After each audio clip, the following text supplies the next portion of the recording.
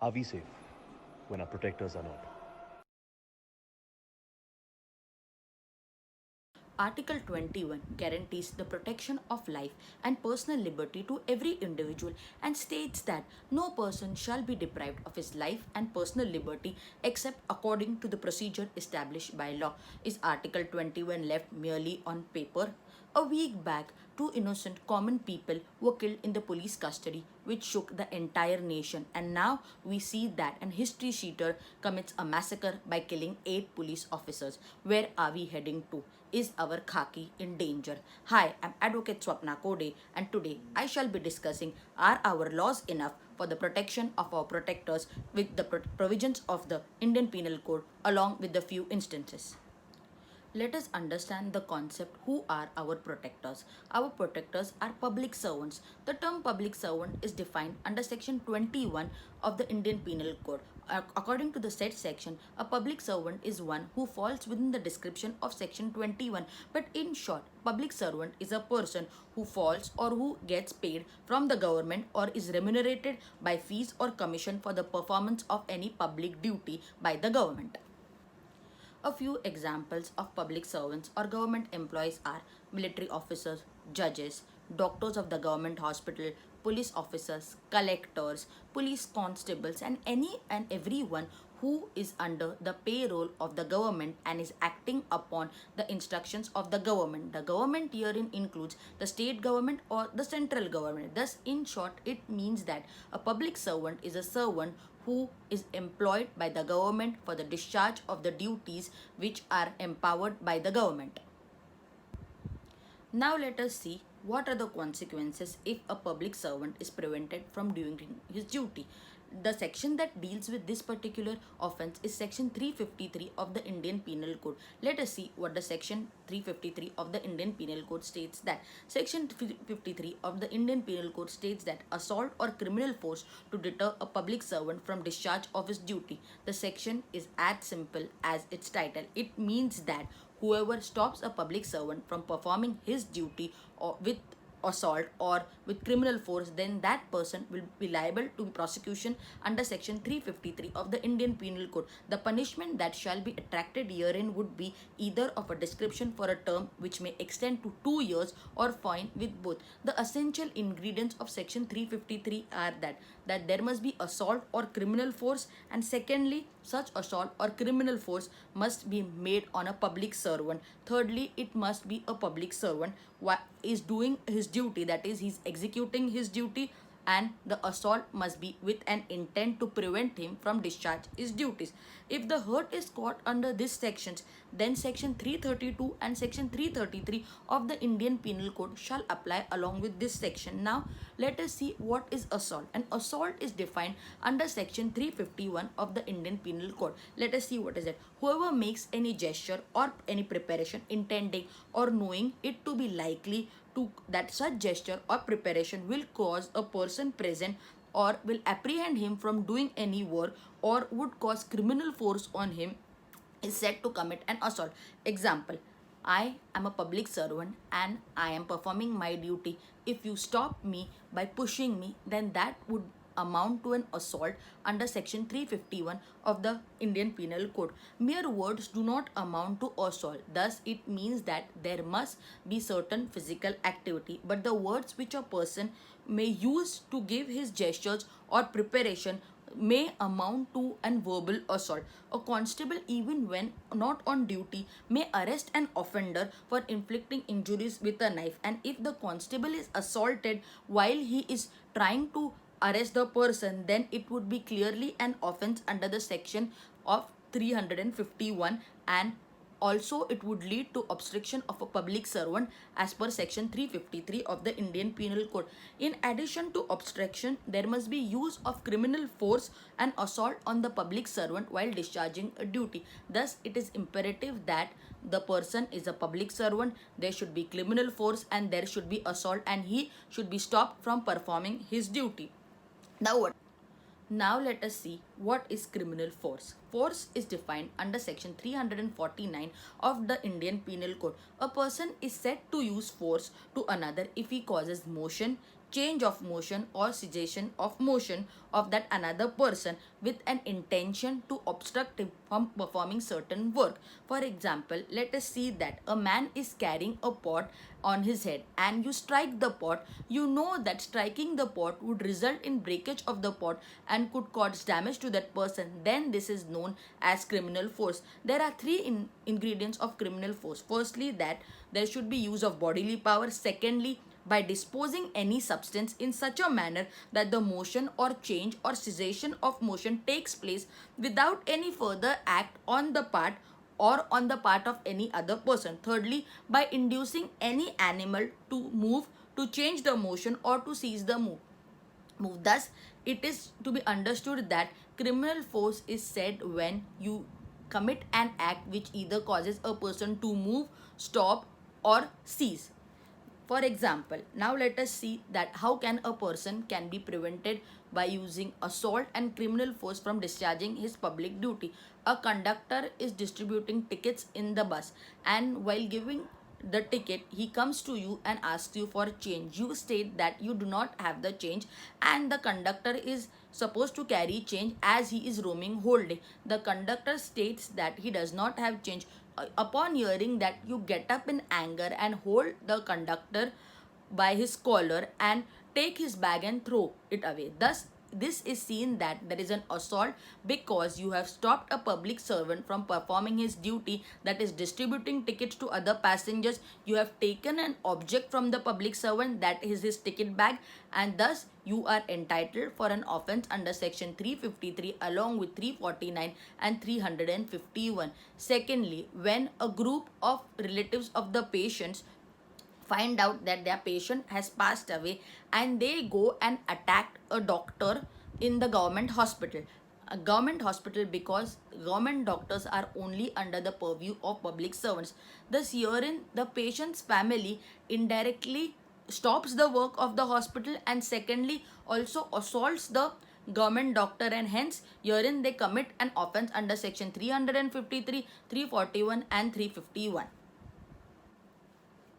Let us see a few instances where there have been attacks on public servants. It is very common and we hear that a doctor in a government hospital was assaulted because the relative of a patient died. In Maharashtra, a collector was burned alive for non-performance of certain duties. Police officers are every now and then been assaulted. But the public servants who are majorly assaulted are police officers. Let us see some brutal attacks on the police officer. The newest of them is the Kanpur police attack, July 2020. This is in relation to an accused named Vikas Dubey. Vikas Dubey was an accused who was wanted in 60 cases, of which offences include murders, robberies and kidnappings. On 2nd July 2020, a villager Rahul Tiwari lodged a complaint under section 307 of the Indian Penal Code, and hence the police authorities were on lookout for him. A team of 50 officers was deputed to find him, and based on the information they started conducting raids in various villages. The roads that led to Bikru villages, where apparently the accused was hiding, was blocked by the accused and his aides. In the wee hours of 3rd July, when the police team was about to nab the accused and his men opened fire from a building which killed 8 policemen, including a deputy superintendent of police, and 4 other police officers are injured in the said attack critically and are taking treatment in the hospital. After the incident, the accused fled from the spot. The aftermath of this incident is that the station house officer of Chaubepur police station, Kanpur, was suspended due to his alleged links with the accused Vikas Dubey. There were many suspicions which were raised about the links of the station house officer with the accused, because the tip of the police team visiting there were given by some person. The station house officer Vinay Tiwari was a part of a police team which was supposed to arrest Dubey, but it was found that he did not fire a single bullet or a single shot from his official gun and fled from the spot when his colleagues were tapped. The police officers are also probing that how Vikas Dubey was tipped about the raid that took place in the intervening night of 2nd and 3rd July. It is also suspected that the station house officer Tiwari may have informed the gangster of the alleged information. Police forces and of 40 police stations and 12 teams were formed to Dubey and his men. The police officer team bulldozed and demolished a large house belonging to Vikas Dubey in Bikrur village, and cars moved owned by him, stating that those cars and the houses were carrying lots of arms and ammunition. No concrete explanation has come from the police officers stating that on whose instructions these houses were demolished and by what authority they were demolished. No definite reasons have been given by the police for the said act. The special task police force UP was successful in nabbing the accused on 9/7/2020 from a temple in Ujjain, and on 10 July 2020 in the wee hours this accused tried to escape the police custody, and hence he was shot dead in the encounter. Thus it is seen that an accused who was wanted for 60 cases had the audacity to assault 8 police officers, not having the fear of the khaki at all. Does this imply that our khaki is in danger? Second is the Kolkata police attack in April 2020. Amidst the pandemic, that is COVID-19, a huge duty has been given upon the police officers to stop people who are moving out of the house. And this incident of Rajanbagh, Kolkata. In Rajanbagh, Kolkata, a man was seen roaming on the streets for no reason. The police officer asked him the reason why he was doing so and asked him to go home. The man, however, misbehaved with the officers and began to make wild allegations and called people from various places over there and formed an unlawful assembly with weapons like bamboos, bricks, and used criminal force on police officers.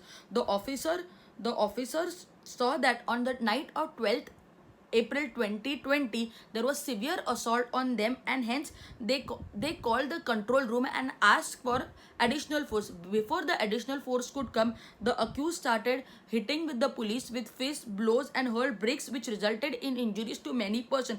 4 police officers were assaulted and were seriously injured by a mob of 25 police. The next is the Rajasthan police attack in April 2020, which happened in the Tong district in the Rajasthan. On 15th April 2020 at 8 am, while the police personnel were on their patrolling duty in the Tong district, they saw some people roaming unnecessarily in a curfew hit area. The police personnel requested them to go back home. Upon hearing this, they started assaulting the police personnel, and about a dozen of people assaulted 5 police personnel. 5 police personnel were immediately rushed to the government hospital. 2 out of them have been discharged and 3 are still taking treatment. The injured police officers have lodged prosecution under Section 307, that is attempt to murder, Section 332 voluntarily causing hurt to public servant, 353 assaulting government servant, and 188 disobeying government orders of the Indian Penal Code.